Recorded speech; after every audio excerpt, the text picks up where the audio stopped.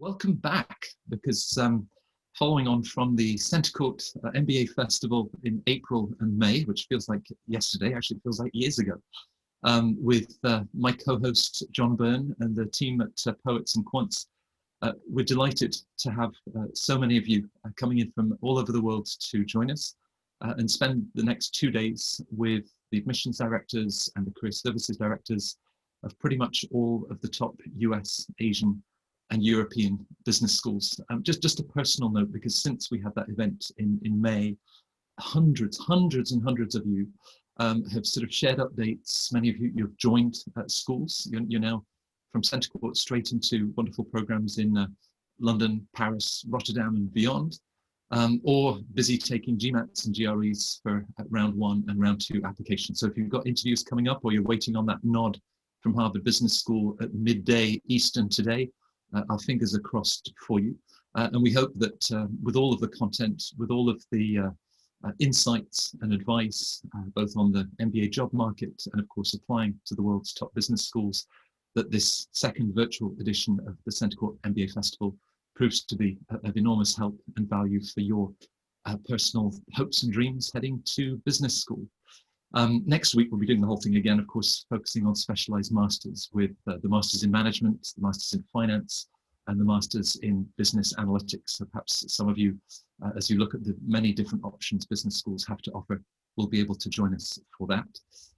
As we start our first panel, a reminder that for all of the panels over the next 2 days, after each 60-minute session, we're then having hosted chat sessions with all of the panelists.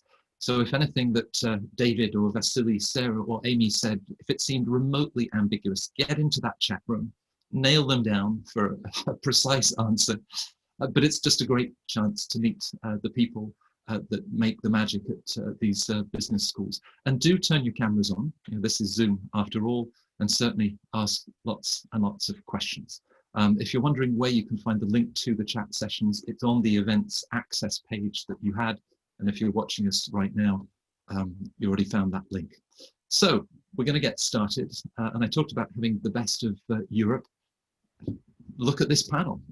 We're joined by Sarah Vanos. Sarah is Director of Marketing at HEC Paris. You're also now an alumna of HEC. Sarah, you completed your executive MBA, and you can bring all of those business skills to your work, bringing in the next full-time MBA class. It's great to have you with us. We also have Vasily Zaravades, who's an Associate Director of Recruitment at the Rotterdam School of Management Erasmus University, that we all shorten to RSM, as we love and know it best. Vasily, if that drilling starts on the floor above, we'll just let you send all of your answers in by text, but it's great to have you with us. Those of you that were at Centre Court in the spring will remember Amy Duckworth, and following her own career transitions, Amy is now the Director of Admissions at the Imperial College Business School in South Kensington, and it's great to have you back, Amy. And David Simpson, London Business School Admissions Director, the tall guy, although Zoom never reveals that. And we're glad, David, that you've got dog walking out of the way and you can join us for the next 60 minutes to focus on quite a year. I suppose when we all met in April, we were thinking about the first impacts of COVID, how that was affecting demand for the September intake and deferrals. Perhaps Sarah, with HEC that has 2 class starts, one in September and then another one in January, talk us through the last few months. They're behind us, more to come. What are you seeing in terms of demand and even your projections for next year? Well, first off, I'm really proud about the way that HEC handled everything, because we were able to start with an in-person hybrid class and on-campus housing. It was a really difficult decision because the safety of our students is the most important, but we also wanted to guarantee that MBA experience. So we allowed students to join online or in person for as long as they want, depending on visa situation, personal situation. And we have over 140 students on campus from around the world. Diverse classes always, so that's been great. Of course, we did let students defer, so we have a January that's very, we still have a few spots, but it's going to be 3 sections instead of 2 due to the overwhelming demand, whereas September was a little smaller, so overall same class size, but a lot of choice for students. So yeah, I think that the students are having a great experience. Of course, they have to wear masks. They have to, you know, be safer than normal. The classes are arranged in a bit of a different way, but the feedback is overwhelmingly good. And I was a bit worried because you never know when you switch to fully online and then you try hybrid, how it's going to go. But if you're a prospective student, feel free to reach out to our current students because I constantly check in with them and they're enjoying this new type of experience.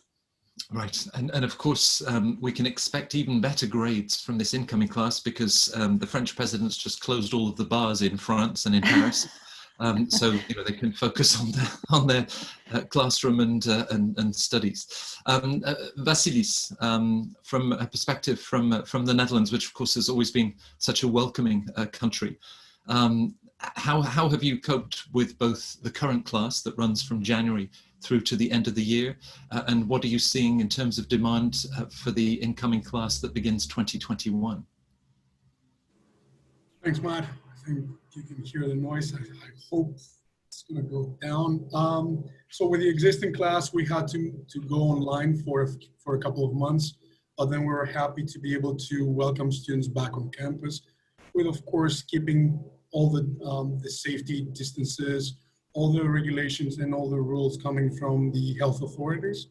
For the upcoming class in January, we do expect to have an in-person MBA, of course, again, maintaining all the safety conditions for the students.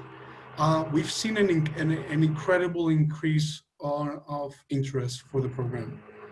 We've seen a lot of applications coming in, way more from the years before. And I think Sarah already mentioned that, you know, also for HEC and probably for other schools, we do see this increase of application in the application volume. So we do expect an even higher number of in the class compared to the years before. So yeah, we're really happy with that. Right. Given also the current situation with COVID.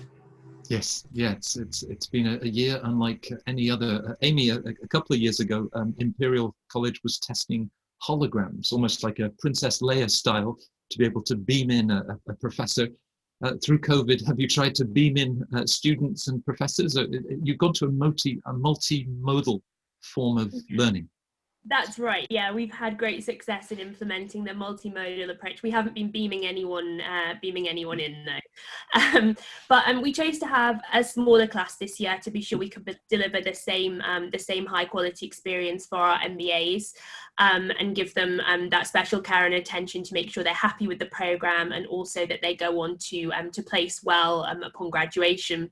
So our class size for the full-time MBA was actually a little smaller than usual, but we did see growth for our global online MBA and for our weekend MBA, which with the weekend MBA will start next year, and the numbers for that are looking good as well. Right. I mean, we use the word a lot, how COVID has accelerated sort of trends that were emerging. I mean, you talk about online. Do you think that this has been the sort of boost for online learning that many MBA applicants were either looking for or have seized on? Yeah, I think it's almost, essentially COVID-19 removed the option of in-person experiences for a time, and almost, I think, forced us to reevaluate how we perceive virtual experiences, and actually to appreciate them and to take. I think that we'll see after COVID-19, I think that we'll see some of the practices that we've developed because of this pandemic. I think we'll see some of those continue. And I think for the virtual, as we've had to stop seeing virtual experiences as secondary to in-person, because in-person experiences disappeared for such a time. And now they're still limited. Yeah, just decide the new normal won't look like the old normal, Exactly. and as schools adapt. Now, David, I've already put out an analogy to Star Wars in here. You know who the tallest character is in Star Wars, but we won't go there. You know, we were talking in January, and you'd had record round 2 application volumes. Then, of course, it was handling the changing circumstances. So talk us through, you know, the class that you've been very proud to bring in that started Regent's Park last month. And again, what you're seeing and what you expect for next year. Thanks, Matt. Yeah, it was a crazy kind of year, wasn't it? Really, it was, you know, even with 20+ years experience, I think it was like doing everything for the first time again, because we didn't quite know what to expect. All our years of forecasting and historic data is out the window when we don't quite know, you know, who will come. Is everybody still wanting to study? And it turned out that they were clamoring to get in at all of our schools. So we ended up with a class that was slightly bigger, about 8% bigger. So, you know, not noticeably that much bigger. And we started in a virtual format, and then it turned into the launch of hybrid school, as we're calling it. So we have roomies and zoomies. So people will be in the lecture theatres with socially distant spacing, and others will be joining the class virtually. And they're rotating as we go through the first term and the first semesters. And we're set up to do that for as long as it takes, really. So it seems to be going very well. I mean, students seem happy. There are obviously limitations to what they can do on campus together, but they're still finding plenty of opportunities to meet, and they're still all arriving as well.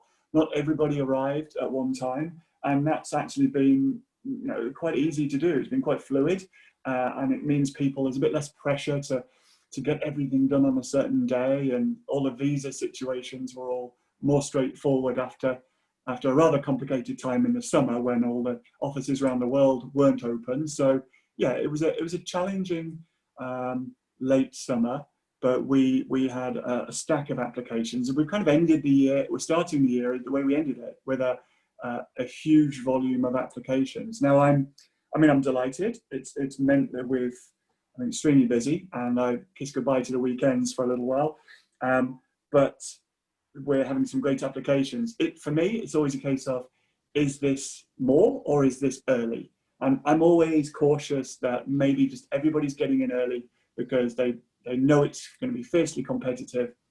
So I'm not presuming we will have, you know, huge increases that we have right now in round 1 all the way through the year. Maybe we will, but I think it would be foolish to make that assumption. So we're just getting, again, like the end of last year, getting to grips with what we've got coming in and what it means for us. But we'll be recruiting the same kind of class, so maximizing the diversity. And within some groups, you know, there's sort of hyper competition, but we know what we're looking for, and yeah, we'll see how we go.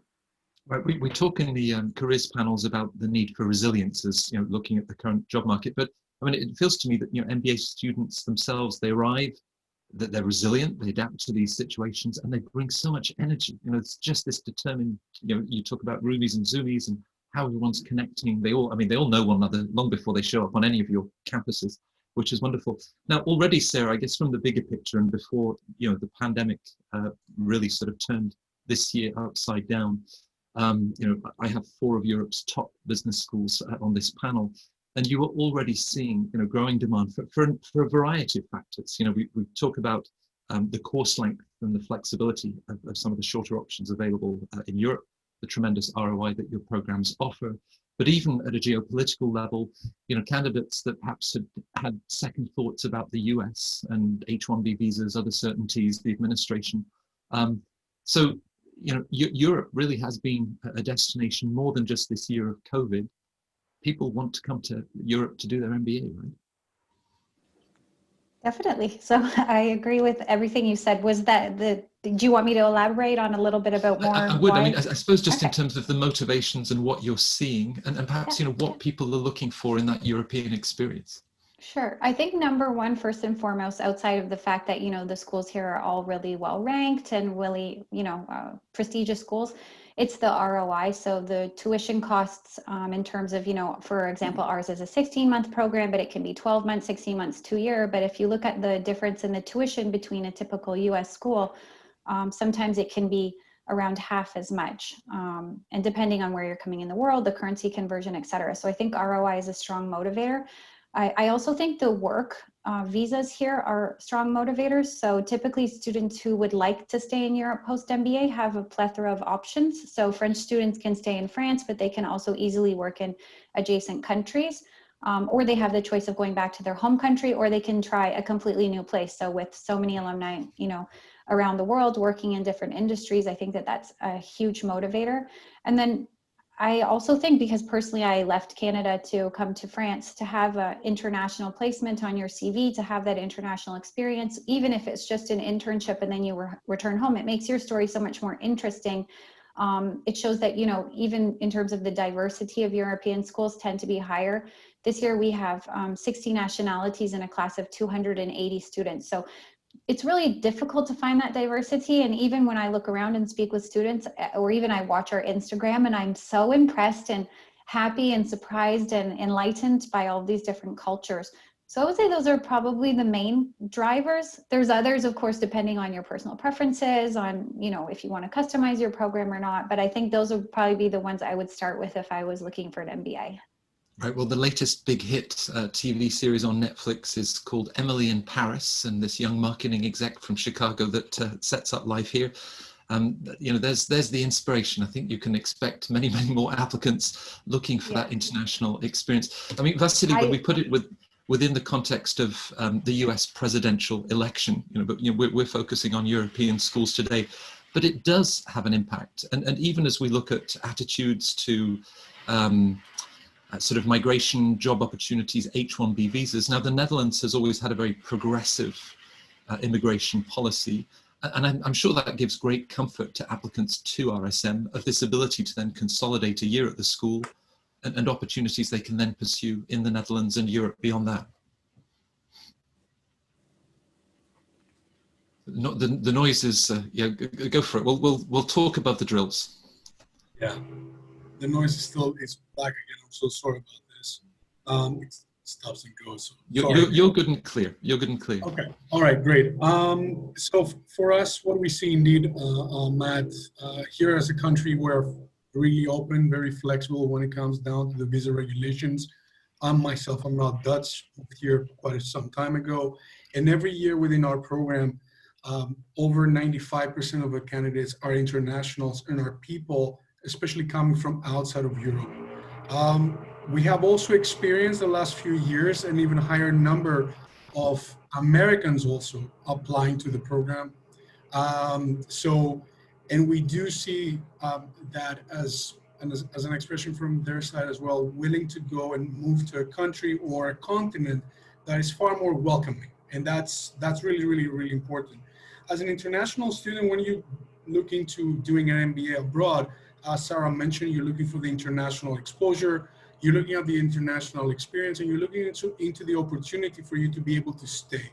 So going into a country, going to a program where you have this opportunity is really important. It's going to play a big role also on your ROI, because not all students want to stay here for 10 years or so, but even staying here for 1 to 2 years.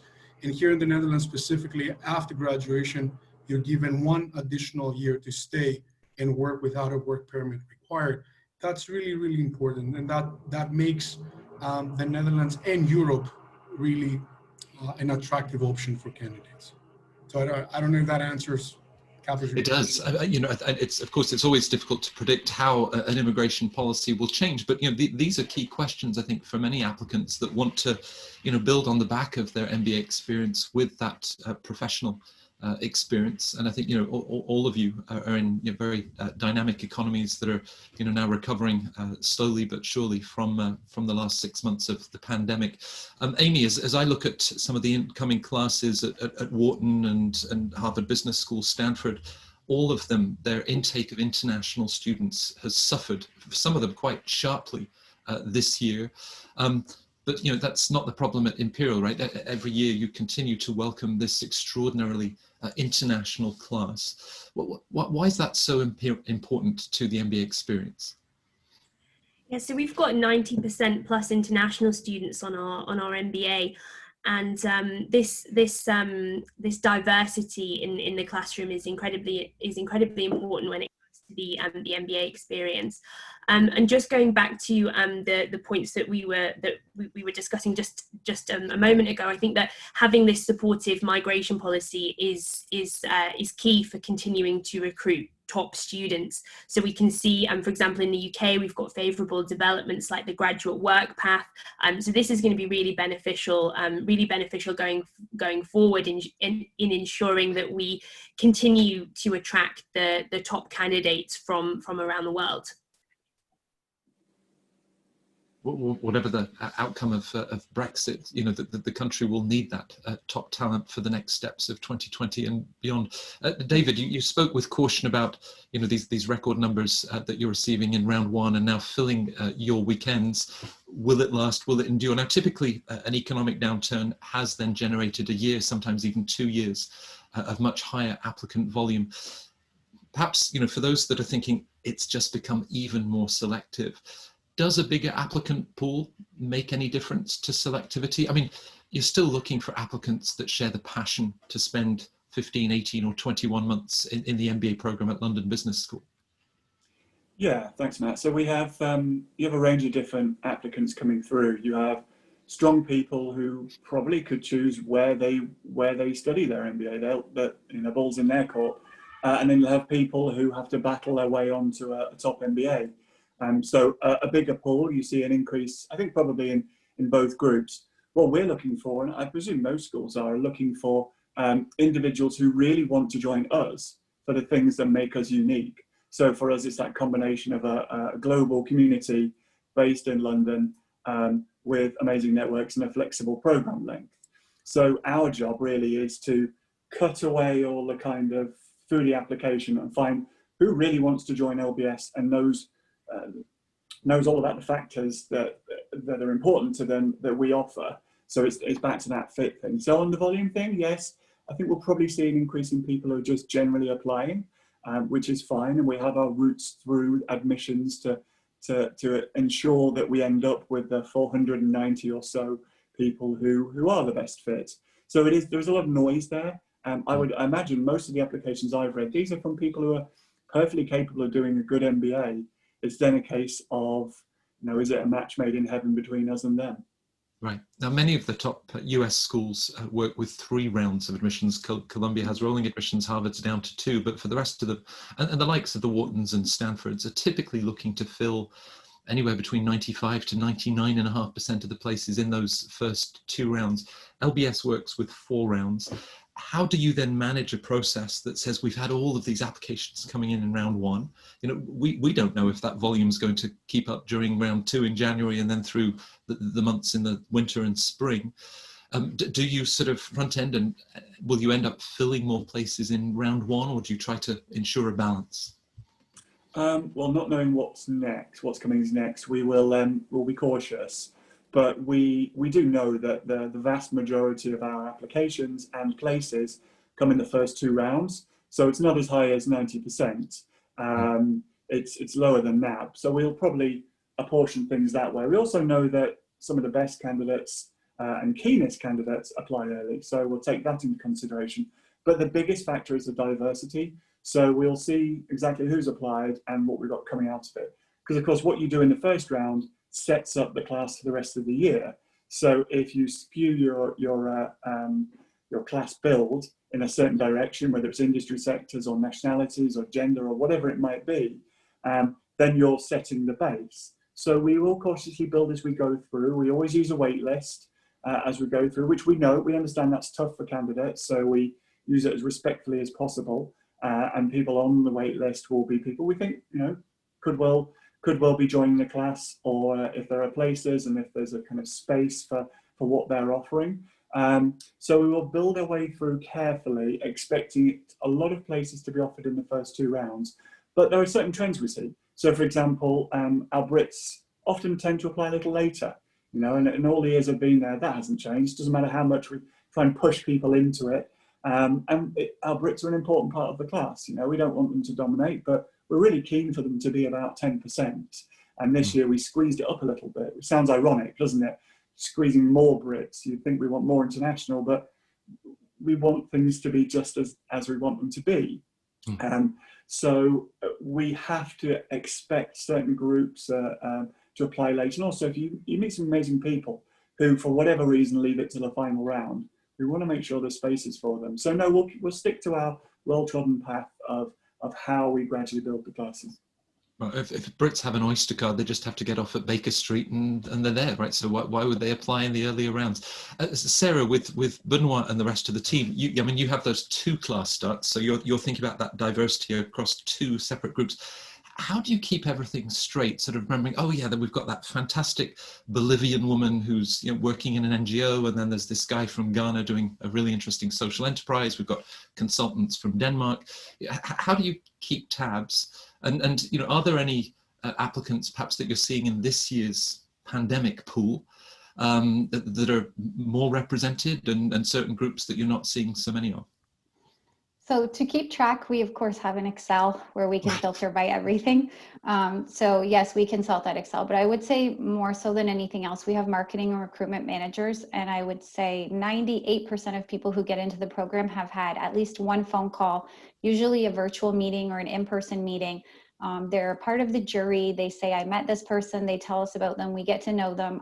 I know so many candidates just from stories through like Colleen or Jeanne or Araceli or Lisbeth. So that plays a huge role. We have a small enough class that we can kind of keep track of them outside of just this spreadsheet. So, often the communications team will say, like, we really need a story on this person, and the MRMs will be like, oh, we had this person 1 year ago. Oh, right now in the class, we have this person.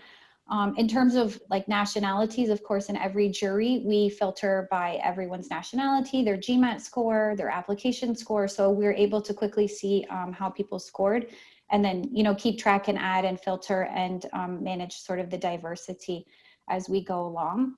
In terms of the COVID, what's kind of been interesting is that the way that we've been receiving applications in the beginning anyway, kind of went by where COVID had touched. So, at the beginning, we received less applications from China, but then China built up very quickly, whereas Latin America slowed down. In general, I would say we're receiving a lot more applications from the finance industry. So I don't know if people working in that industry were touched the most, or if they realized that they needed to shake things up. But I've been pleasantly surprised to see many applications. I mean, more like investment bankers, traders, big firms than we would have seen typically. So I would say that's maybe the spike industry-wise, and then country-wise, it's been really moving. Also in relation to currency fluctuations or political situations, it's changed a little, but it tends to flatten out over the year, so it kind of spikes and moves. Right. Vasily, as you attract an MBA class from all over the world, are you seeing certain parts of the world expressing more interest, or you're saying, levels of engagement in across the Middle East and Africa are growing stronger? What are the trends that you're seeing? Yeah, similarly to Sarah, like we've seen like fluctuations so far throughout the year from different countries. Like for example, in China, indeed, it started off slower in the beginning of the year, but then it picked up over the summer months. So we're pretty much at the same level that we were like the years before. We've seen an even higher increase from North America, especially from Canada. More Canadians applying to the program this year. We've seen also an increase from countries that we wouldn't necessarily have applicants coming before, especially from South America, like countries like Venezuela, like Chile. So we've seen a higher interest from those countries that we didn't have the years before. And I think that's also promising. Similarly to RSM, we've seen an increase of applications coming in from the finance sector. So I do believe that we've seen a bigger impact of COVID to potentially that industry. And also one important thing, we've seen more profiles that they would usually go into a part-time program actually applying for a full-time. So we've seen also a trend in that, and especially for applications coming in from within Europe. Right, perhaps we can talk about some of the changing circumstances. Amy, there is one subject I'd really like to bring you in on. Wherever these applicants are applying from around the world and their backgrounds, something that I witness very often as I talk to MBA students is this sense of an imposter syndrome. You know, they're thinking, oh, everyone else in the class is going to be so brilliant, talented, diverse, ambitious in their goals, and where do I fit? And it's almost this sort of issue of you know, self-worth, self-value. Is imposter syndrome something that you see often? And what would you say to that individual to reassure them that there's a place for them in the Imperial MBA? I think that for anyone considering doing an MBA at any institution, my advice would always be to do the research on the schools you're interested in applying to and really speaking to alumni and current students. And what I've learned from speaking with alumni and students, and you know, especially throughout my time at Cambridge Judge as well, was that that people very quickly get a sense when they're looking at business schools and speaking with students and alumni of where they feel would be a good fit for them. And I think that, you know, obviously looking at the websites and reading information online can only really give you can only tell you so much, and doesn't perhaps give you a feel for what it would be like to be a student at that institution. I certainly, you know, my advice would be not to be put off by feeling like you're not good enough to be somewhere. If you apply and you are shortlisted for an interview, you know, then you have on paper what the school, you know, you have the qualifications and the profile on paper that the school is looking for. So, you know, and it's a two-way decision. It's not just about the school selecting you, it's also about deciding whether the school is the right place for you. So I certainly wouldn't be put off. Look at some of the profiles of alumni who've attended the school, and you'll get a sense for this for the class that you would be joining. So have confidence in you as an admissions team. That, you know, if you see the value in that individual, there really is potentially a place for them in the school. Now, David, because this is, you admitted earlier that this is like being the first year all over again of your admissions career, which means you get the GMAT question. It's a short straw. You showed a lot of sort of flexibility given online testing through the summer. You know, the tests, both GMAT and GRE, weren't always immediately available. Where do we stand sort of 6 months later? Are you treating online scores just as you would one of those older test center scores that we used to have 6 months, 3 years ago? And just how you're approaching this admission cycle and any other bumps in the road that we might see with GMAT and GRE? Yeah, it's an interesting area to watch, isn't it? I mean, I think the GMAT GRE availability gave us some headaches in the summer for the end of last year. And it is more challenging to make comparisons when you don't yet have a score, but you will require a score. And I know one or two schools are looking at whether they'll continue to require it from 100% of candidates. We will, at this point, be requiring GMAT or GRE. We don't mind which version you take, as long as it's you know, the official GMAT or GRE. That's absolutely fine. We will monitor what the split is between the two, and also, you know, whether people are doing it online or in person, whatever it may be. I'm glad that flexibility is there. It needs to be. We're always quite flexible with the scores. Our average ended up pretty much as it was the year before, so we're happy with that. We'd rather have not seen it drop too much, but we did increase the range a little bit. And I think it was the first time we've had a sub 600 for over a decade. It was 590, it's not much difference, but we're just looking at individuals and thinking, get in the ballpark of where we want you to be. And sometimes we'll ask people to take it again. So it really depends on your individual circumstances. But the diversity we're looking for is broader than employment sector, nationality. We're looking for diverse perspectives and diverse minds as well. And that often means that, you know, the score range can be quite different. You get some people who absolutely ace the score, but they're just not going to be right for LBS. They'll have a wonderful time at another school. And vice versa, somebody who's just scraped through at the lower end of the acceptable range, but they've done some absolutely amazing things. I think generally, as European schools tend to allow a little more flexibility because, well, we have to, because we have people coming from all over the world where scores do vary more. And also it helps to build that culturally and perspective diversity that most of us are looking for. And it is, maybe it's been a salient reminder that it's one data point, and whether someone has CFA level 1 or something on the transcript from undergrad, of course, what they've done in their career, and plenty of online options to also be able to demonstrate the sort of core analytics and quant skills that are going to serve them so well in the program.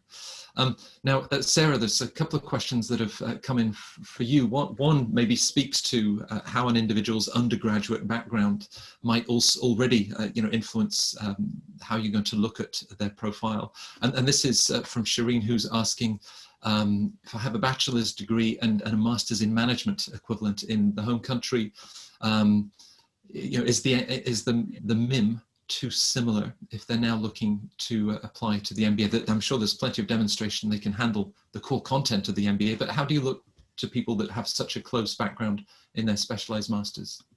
It's quite a small piece of the overall puzzle. So we put less emphasis on their school before. So of course we look for academic excellence in terms of, a good school, a good degree, a good path throughout. But we put a lot more emphasis on what have you done since you graduated in terms of what roles. If in this case someone took a MIM, we might look a little deeper as to their MBA motivation, but the classes should be quite different. They should be, I would say, a lot more advanced in MBA as opposed to MIM. They should build on professional experience, looking at what you've done since you've been working, a lot more group work situations where you build on the experience of others. So no, a MIM would be perfectly fine. They might have a better understanding of finance than someone who's taking finance for the first time, but they'll be a real asset to their group in that case. And then I'm sure there's other places wherein they can learn from others. Because in that case, and in fact with any applicant, you're looking to really understand where the MBA now fits in this stage of their personal and professional development. So if they can articulate and make a strong case of why it makes sense now, and that's certainly something that you're looking to understand in the HEC application. Yeah, so for example, if you're a bit worried, so in this case, you could just use, SA6 or speak to someone on the team, or if there's ever something that you're kind of like, oh, I already have this. So it's very different if you wonder if it's going to benefit you. That's a conversation ahead of time. But if you think that it's going to, taint your application, or there's something we're not going to understand in your application, just take the time to tell us. I think almost everyone has an additional information section. There's also a motivation section. So that's where you can say, listen, I have a MIM, however, I want an MBA because X, Y, Z. And hopefully you've spent some time researching how it'll benefit you and what your next steps will be. And we're just looking for that sort of thought process behind, because we want to help you get where you want to go, and understand how we can do that. So then we can evaluate if we're the best place for you to achieve your goals. Right.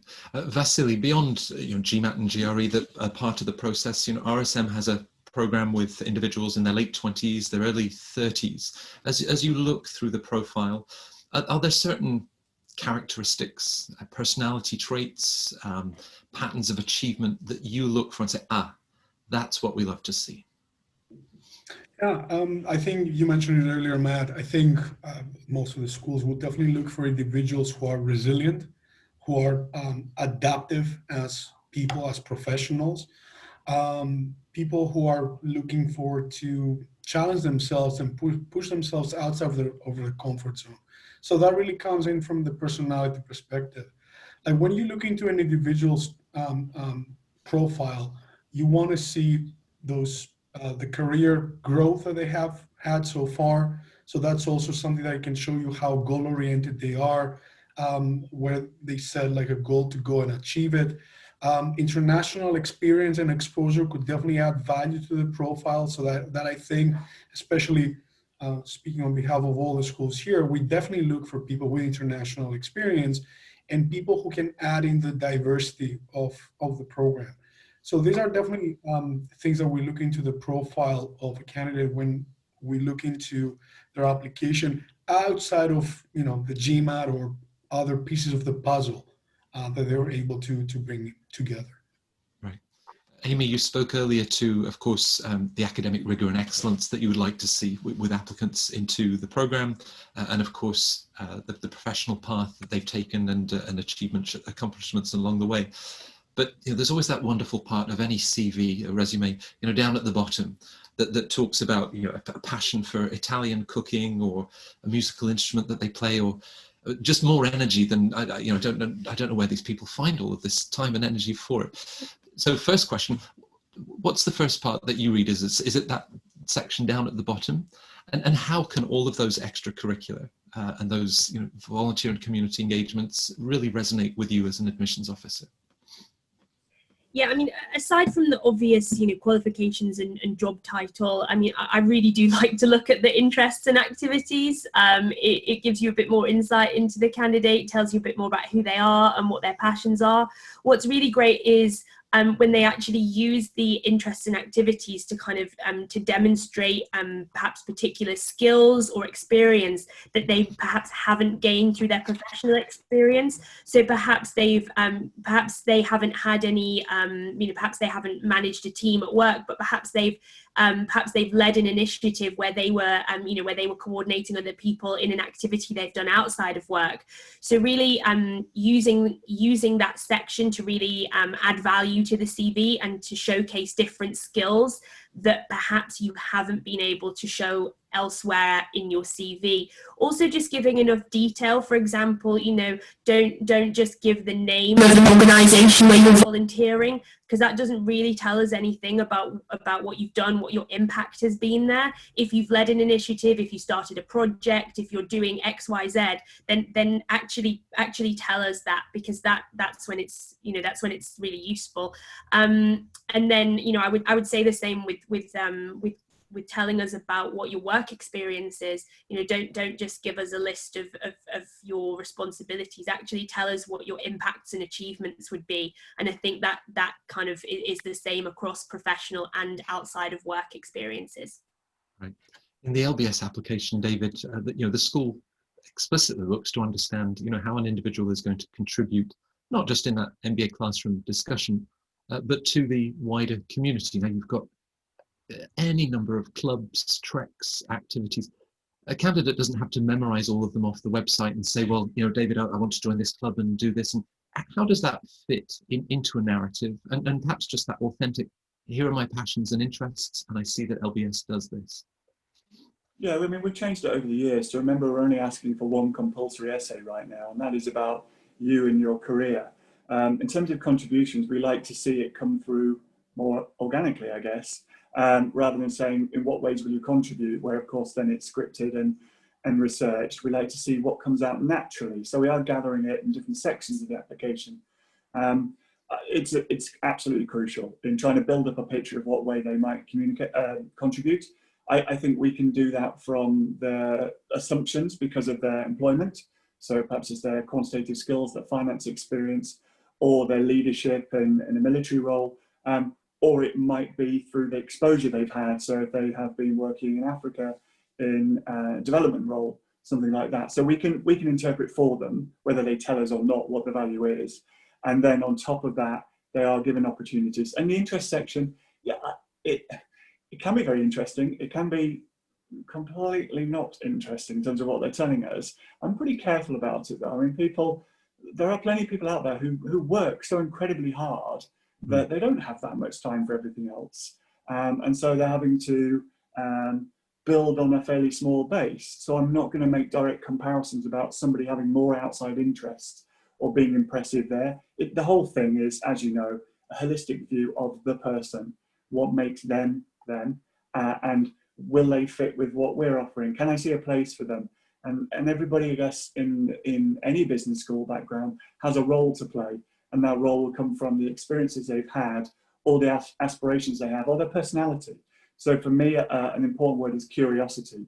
Our dean talks of this quite often, but it really resonates with me in terms of the kind of people we want to attract. So they've got to be ambitious, but I think of a balanced ambition. And that curiosity to learn and share, inspire and be inspired, I think is vital as well.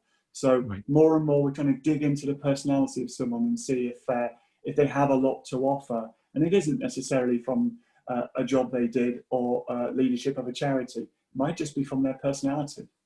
Right. So I'm not just trying to tell you the story of what you want to hear, and there's no need for me to list rugby league and greyhound racing in my extracurricular, just to be on your good side. Automatic admission, if that is listed. I've never yet seen either one of those things come through, but if I start seeing it now, we'll know who to blame. Well, at least Centre Court can claim to have generated some candidates in the pipeline. Sarah, you know, as part of Centre Court, we interview alumni from the different schools, and you connected us with a brilliant young woman, Anu, who had her master's. She was working on a PhD in physics, and you know, was thinking about HEC and how it would help her to transition towards a strategy consulting role, so McKinsey, Bain, and BCG. And she's jumped all of that. Apparently, she spoke to 1,000 of her classmates and alum, and landed this fantastic strategy development position at Eli Lilly in healthcare.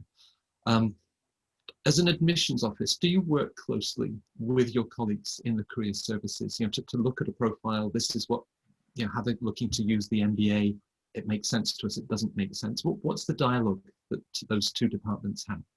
So we have regular meetings with careers to ask if somebody is not maybe successful in their goals, could we have flagged it in admissions? We talk with the sector experts to ask what they're looking for. So trends, are there languages that are particularly important?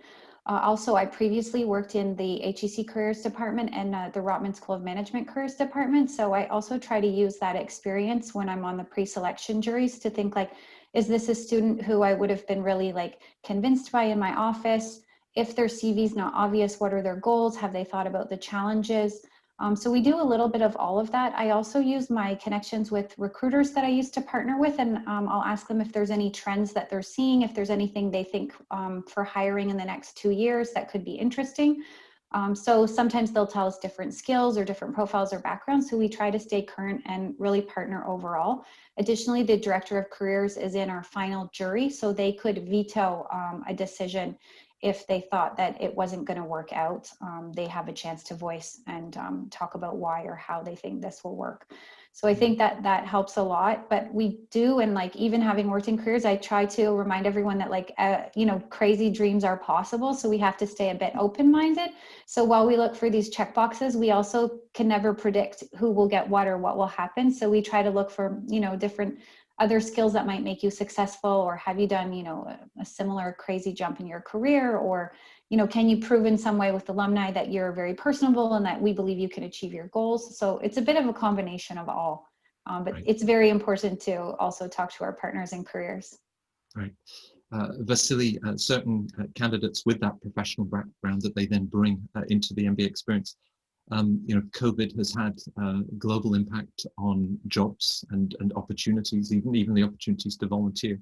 And if someone is perhaps anxious, they're in the airline industry, or you know, one of the many sectors that has been so hard hit in the last 6 or 7 months.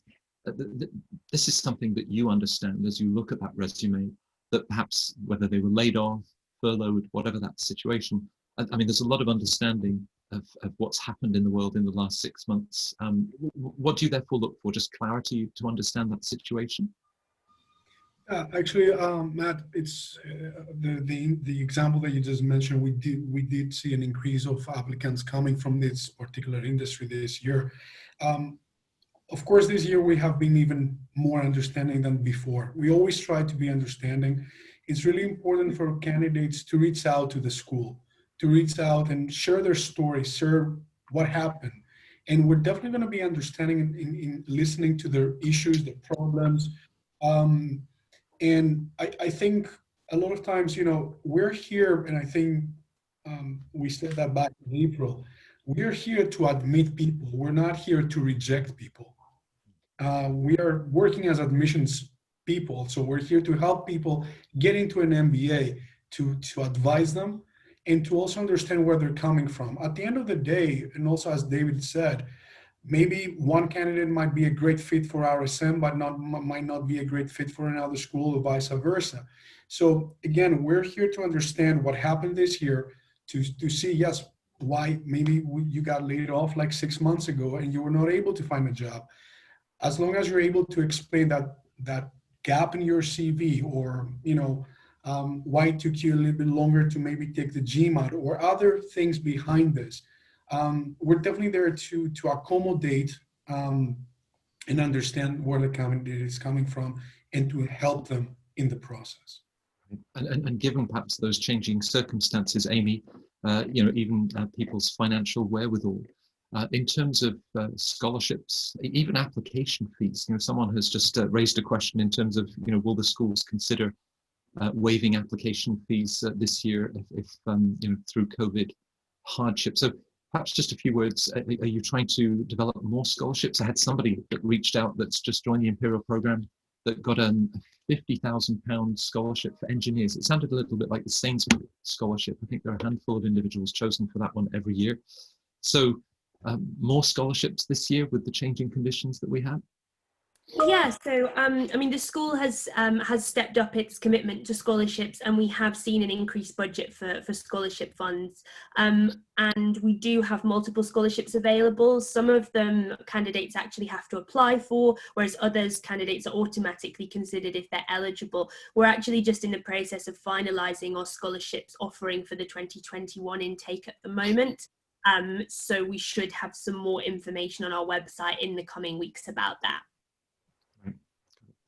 David, this is going to be one of those clumsy product placement. Here's a book I helped to write 20 years ago. The first edition is almost as valuable as a Harry Potter these days. And when I look at the LBS application from 20 years ago, you had 8 essays, 8.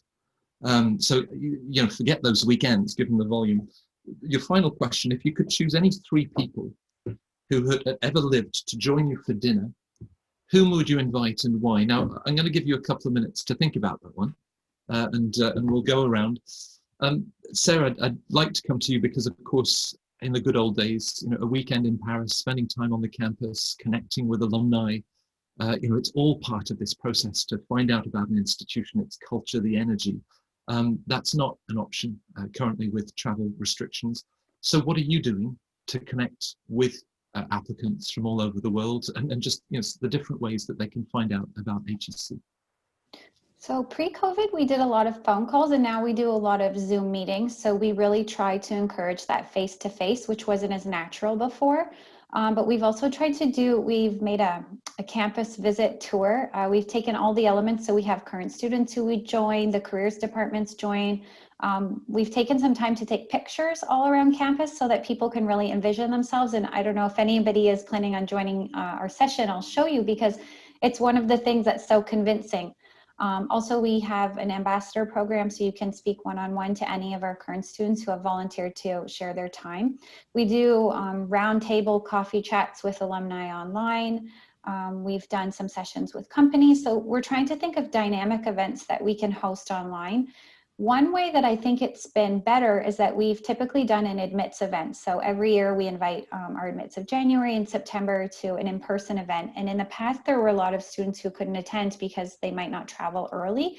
And our admits event that we did in May online had over 200 students who joined. We had breakout sessions, we had questions with the dean, we had a virtual toast. And I think that that's something that will keep going forward because we found a way to do connections and networking online that has been really successful. So I ask everyone on the team to think about, if we can't meet in person, how can we still connect personally? How can we offer something above and beyond to our prospective students and help them know the community? So each person's in charge of a different region, and they try to think of something that's sort of applicable in that region. So maybe it's a coffee chat, or maybe it's one-on-one time with an alum, or maybe it's virtual drinks. So yeah, just trying to be really creative, and there's definitely been some cons, but also some pros of connecting this way. And I think we've had more calls, more virtual meetings than ever before. So I think students are enjoying that they can meet with us from home, but still have a great experience. Right. I put on weight, Vasily, every time I walk through that food market, that beautiful food market in the center of Rotterdam. But I haven't been able to do that for quite a few months now. But what are some of the options that applicants can use to connect with you as a team and students and alumni, just to get a better sense of the institution? Sure.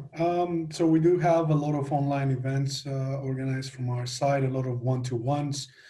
We use, for example, twice a week, we have an open Zoom session. So anyone can just enter and just come and talk with our director, Brandon, or myself, or another team member from the admissions team. Because we want to give people the opportunity to just, without them having to sign up for anything, just to drop in and have a coffee chat with us. We have we also had a couple of town hall meetings for the incoming students, because as Sarah mentioned, of course, we will definitely would like to welcome them all together as a group. But we organized a couple of town hall meetings so far in order also to keep them posted and updated about what is happening, what's coming up in January, and also giving them the opportunity to connect with current students and alumni through different social media platforms. That's also important for them to hear also from the students that are actually this year in the program, especially due to COVID, what was the impact on the classroom, on their personal experience.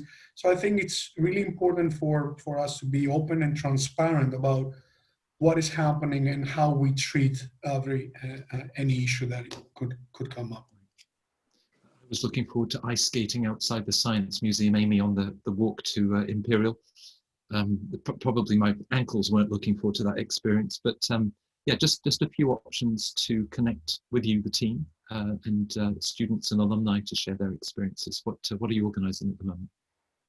Yeah, so similar to RSM and HEC, we have a lot of online events run by our recruitment team. I think the great thing about this this online forum for events with alumni is that you have access to a much wider base of alumni. It's not an in-person event where you're restricted to the alumni who actually live within traveling distance of your event. So it just kind of that's a really exciting opportunity to include alumni who maybe you wouldn't have been able to in such events previously. We also have things like profile reviews, we have admissions days, we have sort of regionally focused events as well. So there's a lot of opportunities to connect with the team, virtually. Right. David, before we come to Toni Morrison, Joan Baez and Jane Austen, those different options, and perhaps also just add, what's the most frequent FAQ that you've had that perhaps this would be a good forum to answer? Most frequent FAQ, so the most frequent F. There are always questions about GMAT and how important it is and what the weightings are across an application. So what percentage do we put towards this and this? And then the answer, of course, is it really honestly is a holistic view of you as an individual. There's no recipe, there's no weighting that's an accurate percentages. We do look at where you excel and where you might have gaps. And I love the point earlier in terms of we're not looking to reject, we're looking to admit. You know, it's true. And that's why it's so hard. And that's why it's so hard when we have an increase in applications and everybody's pretty good, because we're having to see, you know, who's excelling in every part. So it is about the balance of what's important to us, I think there. And I hope that the answer's available through the website, but actually the answers become very clear when you engage with students and alumni of your chosen school. And I think that's very much the truth with London Business School. And I think you're talking to one of our alumni later on, and he'll be a very good example of that in terms of what makes LBS special and what the fit is, and what it takes to get in. So I hope that there's balance in your dinner party invitations. Who have you decided to choose? This is a horrible question. Thank you very much. I will get my revenge on you one day, but I'm no good at it. You can blame Julia Tyler. She came up with the question 20 years ago. Okay, yeah, that's true enough. Do you know, off the top of my head, who would I pick? I'd probably pick Nye Bevan, who introduced the NHS to the UK in 1948, I think it was. He was Minister of Health. And you know, what a legacy that is. I would pick Clive Sullivan, who was a rugby player, and he was the first black captain of any British team, any British national team, and he also crossed the codes within rugby. So he'd have some fascinating stories. And the third one, I'll have to pick my daughter, mainly for the gender balance, and also because, you know, how would I not pick my daughter? So I think that's an inspiring list. And it is a very difficult question, but I think it points to something and picks up on what Vasily said and that you echoed. What a people-based industry we're in, and I think we all choose to work in this industry because of the people, that the alumni that I get to meet thanks to your connections. I could suggest to John that we organise a rejection panel, and I hope that he turns the idea down flat, because I love the idea that you're all looking for the best in people and their admissions. So thank you. Of course, now we're going to invite all of the participants, there's well over 100 of them, to join you in the different chat rooms. Some of them have questions for all of you, so they might be jumping around. Make the most of these people, because they're brilliant. I've been fortunate to work with them for many, many years now. They're incredibly thoughtful, they're incredibly professional and committed. Some of you will be mentioning rugby on your future applications. I can see that happening, but make the most of the next 45 minutes to be able to share your conversations. Turn the cameras on, ask those questions, and to my four panelists, to Sarah, to Vasily, to Amy, and to David, it's lovely to see you again, and thanks for joining us at Centre Court.